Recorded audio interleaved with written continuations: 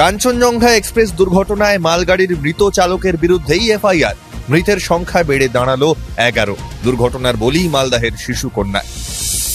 লোকসভার ফলে আত্মতুষ্টি নয়, বিধানসভা ভোট নিয়ে কোচবিহার থেকে সতর্কবার্তা মমতার। বিজেপির অনন্ত মহারাজের সঙ্গে সৌজন্য সাক্ষাৎ। তৃতীয়বার প্রধানমন্ত্রী হয়ে বারাণসীতে মোদী। পিএম কিষাণ নিধির 17তম কিস্তিতে বরাদ্দ 20,000 কোটি। 30 জুন থেকে শুরু মন কি বাত। শেয়ার মার্কেট কেলেঙ্কারিতে তদন্তের দাবি। সেবি অফিসের বাইরে বিক্ষোভে তৃণমূল। বিক্ষোভে সামিল উদ্ভব শরদের দলের প্রতিনিধিরাও। ফাঁকা মাঠে লড়াই নয় প্রিয়াঙ্কার। উপনির্বাচনে ওয়ানারে প্রার্থী দিচ্ছে সিপিআই ও বিজেপিও। সাংসদ হতে চান গান্ধী জামাতা রবার্ট বাট্রাও।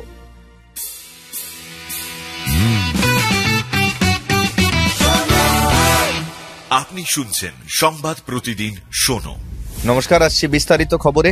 কাঞ্চনজঙ্ঘা এক্সপ্রেসের দুর্ঘটনায় মালগাড়ির মৃত চালকের বিরুদ্ধেই দায়ের হলো এফআইআর। জানা গিয়েছে তুলনামূলক দ্রুত গতিতেই চলছিল মালগাড়িটি। এই নিয়ে নিউ জলপাইগুড়ির জিআরপির কাছে অভিযোগ করেছেন দুর্ঘটনাগ্রস্ত ট্রেনের এক মহিলা যাত্রী। তবে যে চালকের বিরুদ্ধে অভিযোগ দায়ের হয়েছে, মালগাড়ির সেই লোকো পাইলট অনিল কুমারের মৃত্যু হয়েছে দুর্ঘটনাস্থলেই। উত্তরবঙ্গ রেল দুর্ঘটনার 24 ঘন্টা পরেও সঠিক কারণ জানা যায়নি। রেলের তরফেও এই সংক্রান্ত কোনো ব্যাখ্যা দেওয়া হয়নি। এই আবহে বারবার রেলমন্ত্রী ও রেলের উচ্চপদস্থ কর্মীদের পদত্যাগের দাবি উঠেছে বিভিন্ন মহলে। ঘটনার কারণ নিয়েও উঠে আসছে নানা ব্যাখ্যা। এদিকে দুর্ঘটনায় মৃতের সংখ্যা বেড়ে হলো 11। মঙ্গলবার প্রাণ গেল এক খুদে। মালদহের শামসির বাসিন্দা ওই নাবালিকা ভর্তি ছিল উত্তরবঙ্গ মেডিকেলে। হাসপাতালে চিকিৎসাধীন মৃতের বাবা মাও। জানা গিয়েছে খুদের বয়স মাত্র 6। বাবা মা দুজনেই পেশায় চিকিৎসক। ভয়ঙ্কর দুর্ঘটনায় মুহূর্তে বদলে গিয়েছে 3 জনের জীবন। ঘটনায় শোকের ছায়া পরিবারে। লোকসভা নির্বাচনের পর প্রথমবার উত্তরবঙ্গে মুখ্যমন্ত্রী মমতা বন্দ্যোপাধ্যায়। মঙ্গলবার মদনমোহন মন্দিরে পুজো দিয়ে দলীয় বৈঠক সারেন মমতা। সেখানে উত্তরবঙ্গে তৃণমূল নেতৃত্ব তথা উদয়ন গুহ, রবীন্দ্রনাথ ঘোষদের প্রতি তাঁর বার্তা, ফলাফলে আত্মতুষ্টিতে ভুগলে হবে না। নিজেদের দ্বন্দ্ব ভুলে আরও ভালো কাজ করতে হবে। সামনে বিধানসভা নির্বাচন, তাতে যেন এমনই ভালো ফলাফল হয়। এবারের লোকসভা নির্বাচনে উত্তরবঙ্গে ফুল ফুটিয়েছে তৃণমূল। সেই নিয়ে স্থানীয় নেতৃত্বের প্রশংসা করেন তৃণমূল সুপ্রিমো। তবে আগামী উপনির্বাচন ও 26-এর বিধানসভা নির্বাচন নিয়ে এখন থেকেই সকলকে সতর্ক থাকতে বলেছেন মমতা। এদিকে মঙ্গলবার কোচবিহারে বিজেপির রাজ্যসভার সাংসদ অনন্ত মহারাজের সঙ্গে দেখা করলেন মুখ্যমন্ত্রী মমতা বন্দ্যোপাধ্যায়। তবে এ প্রসঙ্গে যাবতীয় রাজনৈতিক জল্পনা উড়িয়েছেন বিজেপির অনন্ত মহারাজ। সাক্ষাৎ পর্বকে নিতান্তই সৌজন্য বলেছেন তিনি। এদিন দুজনের মধ্যে রাজনীতির কোনো কথাই হয়নি বলে দাবি বিজেপির সাংসদের। জানা গিয়েছে কোচবিহারে বিজেপি নেতার বাড়ি দেখে মুগ্ধ হয়েছেন মমতা। অনন্ত নিজেও জানিয়েছেন মুখ্যমন্ত্রীর সাক্ষাতে তিনি আনন্দ পেয়েছেন। তৃতীয়বার প্রধানমন্ত্রী হয়ে বারাণসী সফর মোদীর। মঙ্গলবার নিজের জেতা কেন্দ্রে সভা করলেন প্রধানমন্ত্রী। একই সঙ্গে ঘোষণা করলেন কিষাণ নিধি প্রকল্পের 17তম কিস্তির বরাদ্দ। এদিন বারাণসীর সভা থেকে পিএম কিষাণ নিধি প্রকল্পের 17তম কিস্তি বাবদ 20,000 কোটি টাকা বরাদ্দের কথা জানান মোদী। যাতে উপকৃত হবেন 9.26 কোটি কৃষক। মঙ্গলবার বারাণসীর অনুষ্ঠানে স্বনির্ভর গোষ্ঠীর 30,000 মহিলার জন্য কৃষি সখী প্রকল্পের আওতায় শংসাপত্র দেওয়ার কথা ঘোষণা করেন প্রধানমন্ত্রী। তৃতীয়বারের ক্ষমতা আরও মজবুত সিদ্ধান্ত নিতে সাহায্য করবে বিজেপি সরকারকে দাবি করেন মোদী।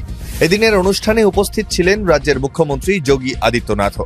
প্রধানমন্ত্রীর ঢালাও প্রশংসা করেন তিনি। তার কথায় নিজের কাজের জোরে গোটা বিশ্বে ভারতকে নতুন পরিচয় দিয়েছেন মোদী। এদিকে আগামী 30 জুন থেকে পুনরায় শুরু হচ্ছে মন কি বাত। লোকসভা নির্বাচনের আগে বন্ধ হয়েছিল প্রধানমন্ত্রীর এই অনুষ্ঠান। তৃতীয়বার প্রধানমন্ত্রী হয়ে তা ফের শুরু করছেন মোদী। লোকসভা নির্বাচনের বুথ ফেরত সমীক্ষাকে প্রভাবিত করে শেয়ার বাজারে কারচুপির অভিযোগ তুলেছে বিরোধী শিবির। এই ইস্যুতে তদন্তের দাবিতে মঙ্গলবার সেবি অফিসের সামনে বিক্ষোভ দেখালো তৃণমূল। শরদ পাওয়ারের এনসিপি এবং উদ্ধব ঠাকরের শিবসেনাও। এদিন সেবির চেয়ারম্যান মাধবী পুরীর সঙ্গে সাক্ষাৎ করে তার কাছে লিখিতভাবে তদন্তের দাবি জানানো হয় বিরোধী শিবিরের তরফে। এদিন সেবি অফিস যাওয়ার আগে শরদ পাওয়ারের বাড়িতে বৈঠক সারেন তৃণমূলের 3 সাংসদ। বৈঠকে উপস্থিত ছিলেন শরদ পাওয়ার, সুপ্রিয়া সুলে, বিদ্যা চৌহান এবং শিবসেনা শিবিরের সাংসদ অরবিন্দ সাওয়াত। সেখান থেকে বেরিয়ে সেবি অফিস গিয়ে সেবি চেয়ারম্যান মাধবী পুরীর সঙ্গে সাক্ষাৎ করেন বিরোধী নেতৃত্বরা। সেবির কাছে স্মারকলিপি জমা দেওয়ার পাশাপাশি অফিসের বাইরে বেরিয়ে প্ল্যাকার্ড হাতে বিক্ষোভ দেখান বিরোধী নেতৃত্বরা। এক্সিট পোল কেলেঙ্কারির তদন্তের দাবিও তোলেন তৃণমূল প্রতিনিধিরা। পাশাপাশি কেন্দ্রকে তোপ দাগেন কল্যাণরা। রাহুল গান্ধীর ছেড়ে আসা ওয়ানার কেন্দ্র থেকে প্রার্থী হচ্ছেন প্রিয়াঙ্কা গান্ধী। তবে তার লড়াই ফাঁকা মাঠে নয়। জানা গিয়েছে কংগ্রেসের সাধারণ সম্পাদকের বিরুদ্ধে প্রার্থী দেবে ইন্ডিয়া জোটেরই শরিক সিপিআই। প্রিয়াঙ্কার প্রার্থী হওয়ার সিদ্ধান্তকে প্রথমেই স্বাগত জানিয়েছিলেন ওয়ানারের কংগ্রেসের মূল প্রতিপক্ষ সিপিআই নেত্রী অ্যানি রাজা। তার কথায় মনে হয়েছিল প্রিয়াঙ্কা যে জিতবেন সেটা নিয়ে তিনি নিশ্চিত। এমনকি শোনা গিয়েছিল সিপিআই প্রিয়াঙ্কার বিরুদ্ধে প্রার্থী নাও দিতে পারে। কিন্তু কেরল সিপিআই মঙ্গলবার স্পষ্ট করে দিল ওয়ানারে উপনির্বাচনে তারাও প্রার্থী দেবে।